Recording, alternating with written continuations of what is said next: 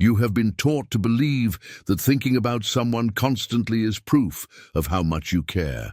But what if this very obsession is actually the clearest sign of your own spiritual poverty, your own inner collapse disguised as devotion?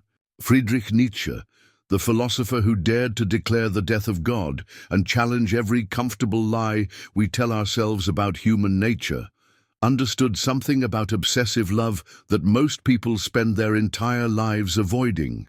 That when you cannot stop thinking about another person, you are not experiencing the heights of human connection, but confessing the depths of your own emptiness. In the next few minutes, we will explore how the man who gave us concepts like the will to power and eternal recurrence can free you from the mental prison you have mistaken for romantic devotion, how his radical insights into master and slave morality reveal why your obsessive thoughts are not making you more loving but less capable of authentic love, and why the very thing you believe proves your emotional depth is actually preventing you from accessing the kind of strength and independence that could transform not just how you love others, but how you love yourself.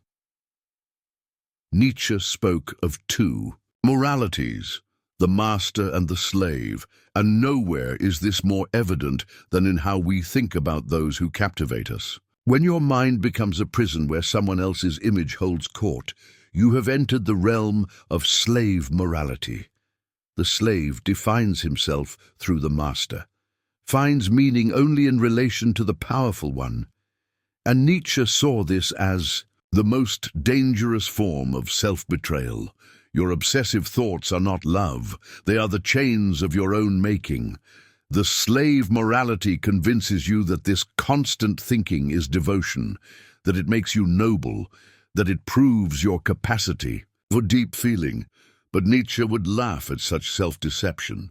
The truly strong person thinks about others from a place of fullness, not from the hollow ache of need. When you cannot stop thinking about someone, you are not expressing love. You are confessing your own poverty of spirit. You have made another person your God, and in doing so, you have murdered the God within yourself. This is why obsessive thinking feels both sweet and torturous, why it feeds you and starves you simultaneously. You are living in the slave's paradox, finding identity through submission to another's power over your inner world. The master creates values, the slave receives them. The master thinks about others by choice, the slave is compelled to think about them by the very structure of his weakness. Which are you? Nietzsche understood that every human being possesses a fundamental drive he called the will to power, the creative force that seeks to expand, create, and overcome.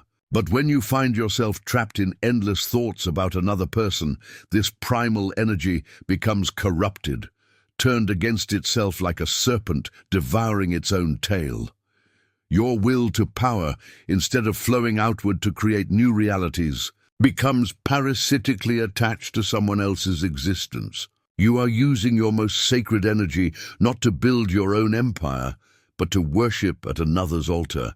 This is perhaps the cruelest irony of obsessive thinking, that it takes your greatest strength and makes it your greatest weakness. The same force that could move mountains becomes the very thing that keeps you motionless, replaying conversations, analyzing glances, constructing elaborate fantasies about someone who may barely register your existence. Nietzsche would see this as the ultimate self-violation, the squandering of your birthright as a creative being. Your will to power has become will to powerlessness.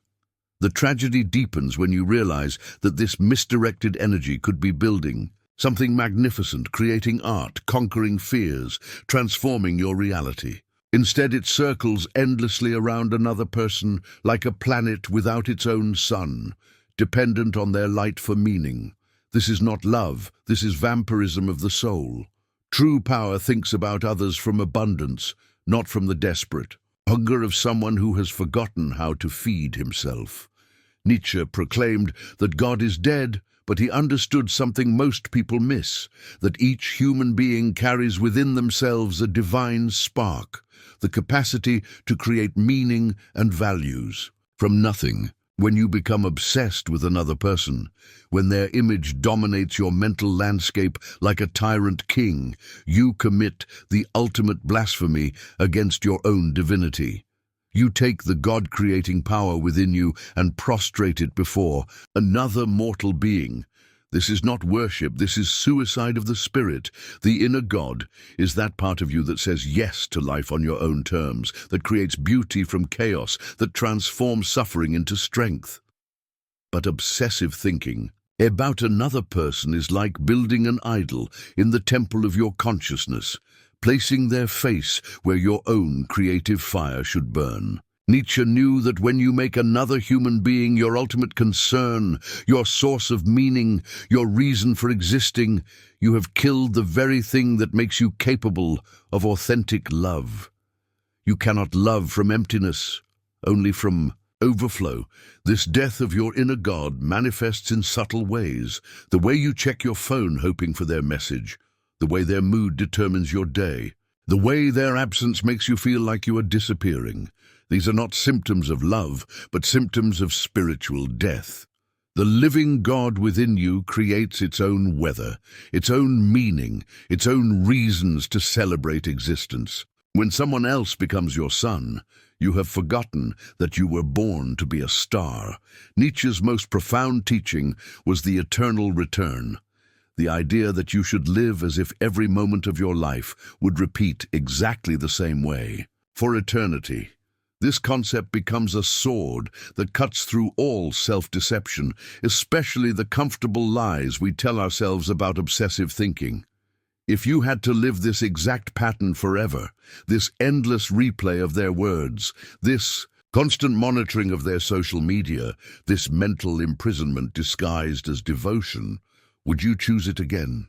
The honest answer reveals everything about the quality of your existence. The eternal return forces you to confront the weight of your choices, not just once, but infinitely. Every obsessive thought becomes a universe you must inhabit forever. Every moment spent analyzing their behavior becomes an eternal moment of your own diminishment. Most people live carelessly because they believe their suffering is temporary, but Nietzsche asks you to imagine choosing your current mental state as your eternal condition. Would you condemn yourself to forever think about someone who may never think about you? This is where the teaching becomes medicine, where the terrible weight of eternal repetition forces you to examine whether your current way of being deserves immortality. The person who truly understands eternal return cannot waste their mental energy on unworthy thoughts, cannot afford to spend their consciousness like a beggar throwing coins at someone who will never notice. You begin to ask not whether you love them, but whether this pattern of thinking honors the sacred responsibility of being alive. Nietzsche understood that most human suffering comes from forcing complex realities into simple moral categories, and nowhere is this more destructive than in how we judge our own obsessive thoughts about others. You torture yourself by labeling these thoughts as good or bad, right or wrong, healthy or unhealthy, when the real question transcends such childish categories. The question is not whether obsessive thinking is morally acceptable, but whether it serves the expansion of your own power and creativity. Morality is often just cowardice, wearing the mask of virtue. When you move beyond good and evil in love, you stop asking whether you should think about this person and start asking what these thoughts reveal about your own inner landscape. Are you thinking about them because they inspire you to become greater, or because they provide an escape from the responsibility of creating your own meaning? The truly evolved person does not judge their thoughts, but examines their function, not their morality, but their utility in the grand project of self-creation. This perspective liberates you from the endless internal debate about whether your feelings are appropriate, whether you should resist them or embrace them. Instead, you ask the deeper question, what kind of person do these thoughts make you, and is that the person you choose to become?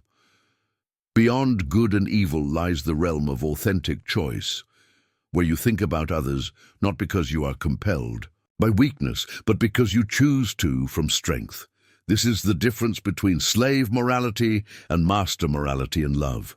Nietzsche's concept of the overman represents humanity's potential to transcend its current limitations, to become something greater than what we are now.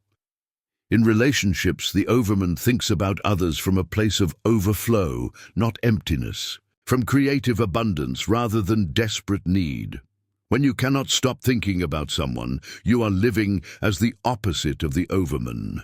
You are the underman, defined by lack rather than excess. The truly strong person's thoughts about others are gifts freely given, not compulsions that enslave the giver. The overman creates his own values instead of inheriting them from society, and this includes how he relates to others emotionally. While the masses believe that constant thinking about someone proves the depth of their love, the overman recognizes this as a symptom of inner poverty. He loves from fullness, thinks about others when it serves his creative purposes, and maintains his emotional independence as fiercely as a king guards his throne. His attention is currency, and he spends it wisely rather than hemorrhaging it unconsciously. This does not make the overman cold or heartless, but rather capable of authentic warmth because it comes from choice rather than compulsion. When you think about someone because you genuinely choose to, because they inspire something creative within you, because your interaction with them serves your own becoming, then your thoughts have power and purpose. But when you think about them because you cannot help yourself, because your inner world collapses without their presence, you have become everything Nietzsche warned against, a creature of reaction rather than creation. Nietzsche warned that when you gaze long into an abyss, the abyss also gazes into you.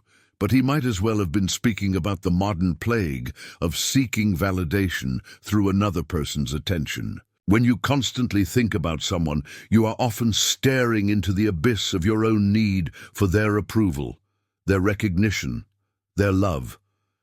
And slowly, imperceptibly, that abyss begins to reshape you, hollowing out your center until you become nothing more than a mirror reflecting their moods, their availability, their fleeting interest in your existence. The abyss of another's validation is seductive because it promises to fill the void within you. But like all abysses, it only grows deeper the more you feed it. Each thought about them, each fantasy of their acceptance, each moment spent wondering what they think of you adds another layer to your own emptiness. You become addicted to the very thing that diminishes you, convinced that their recognition will somehow make you whole, when in reality it only confirms your fragmentation. Nietzsche understood that the strong person creates their own values, their own sense of worth, their own reasons for existing. When you need another person's validation to feel alive, you have made them your god and yourself their beggar. The abyss gazes back because in seeking their approval, you lose sight of your own inherent value. You become what they want you to be rather than what you are meant to become. And in this transformation, you discover that you have been staring not into their eyes, but into the void of your own abandoned self. Nietzsche distinguished between master morality, which creates values, from strength, and slave morality, which defines itself in reaction to others. In relationships, most people live according to slave morality, accepting society's romantic myths about obsessive love being noble, about suffering for someone being proof of devotion, about losing yourself in another being the highest form of connection. But the person who embodies master morality creates their own relationship values, decides for themselves what love should look like, and refuses to accept inherited definitions of romantic worth. Master morality in relationships means you decide what another person's presence in your life should mean, rather than allowing cultural programming to decide for you. Society tells you that constant thinking about someone is romantic, that jealousy proves love, that sacrifice of self demonstrates commitment. The master morality response is to examine these beliefs ruthlessly and ask whether they serve the expansion of your own power and creativity. Most romantic conventions are designed to keep you weak, dependent, and controllable. When you create your own values about love, you might discover that authentic affection requires emotional independence, that real intimacy demands two whole people rather than two halves seeking completion. You might realize that thinking about someone constantly is not love but possession, not devotion but control. The master creates the rules of engagement rather than being ruled by them, loves from choice rather than compulsion, and maintains the sovereignty of their inner world, regardless of who enters or exits their external circumstances. Every moment you spend trapped in obsessive thoughts about another person is a moment of self-betrayal, a small death of your authentic self in favor of a phantom version of who you think they want you to be. Nietzsche's eternal recurrence makes this betrayal infinitely more serious, because each act of mental submission becomes not just a temporary weakness, but an eternal choice. If you had to betray yourself in exactly this way forever, choosing their reality over your own becoming, their significance over your own creative potential, would you still make the same choice? The eternal recurrence of self-betrayal manifests in the thousand small ways you abandon your own path to walk in the shadow of their existence. You check their social media instead of creating your own content. You replay their words instead of writing your own thoughts. You imagine their approval instead of building your own empire of meaning. Each obsessive thought is a vote cast against your own sovereignty, a choice to live as a satellite orbiting their sun rather than burning with your own fire. This pattern becomes particularly insidious because it disguises itself as love, as care, as deep feeling, when in reality it is the systematic dismantling of your own center. Nietzsche would recognize this as the most sophisticated form of self-destruction, the kind that feels like devotion while actually being dissolution. The eternal recurrence forces you to see that every moment spent thinking obsessively about another is a moment stolen from the grand project of becoming who you are meant to be. And eternity is too precious to waste on such small surrenders. Nietzsche's concept of amor fati, the love of one's fate, represents the ultimate transformation of human consciousness, the ability to embrace your entire existence so completely that you would not change even the most difficult moments. When you truly love your own fate, no other person can occupy the throne of your consciousness because you are too busy celebrating the magnificent tragedy and comedy of your own becoming. Obsessive thinking about another person is incompatible with amor fati because it represents a rejection of your current reality in favor of a fantasy involving someone else's participation. The person who has achieved amor fati thinks about others from a place of such deep self-acceptance that their thoughts become gifts rather than compulsions. They do not think about someone because they need them to complete their story, but because thinking about them adds richness to an already complete narrative.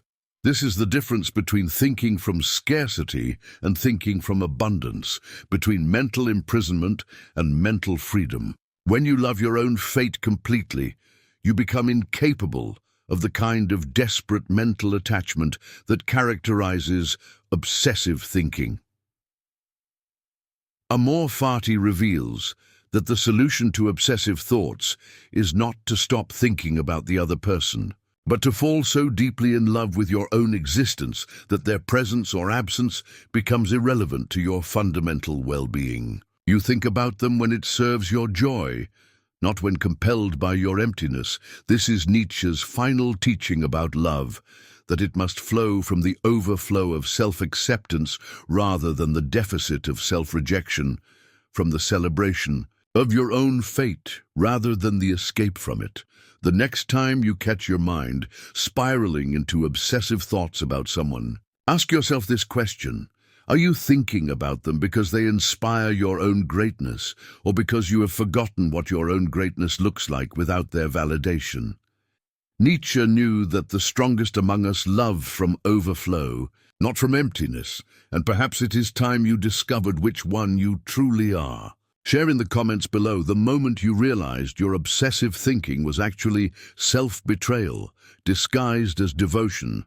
And if this video awakened something within you that you thought was dead, subscribe to this channel because your journey toward emotional independence and authentic power is just beginning.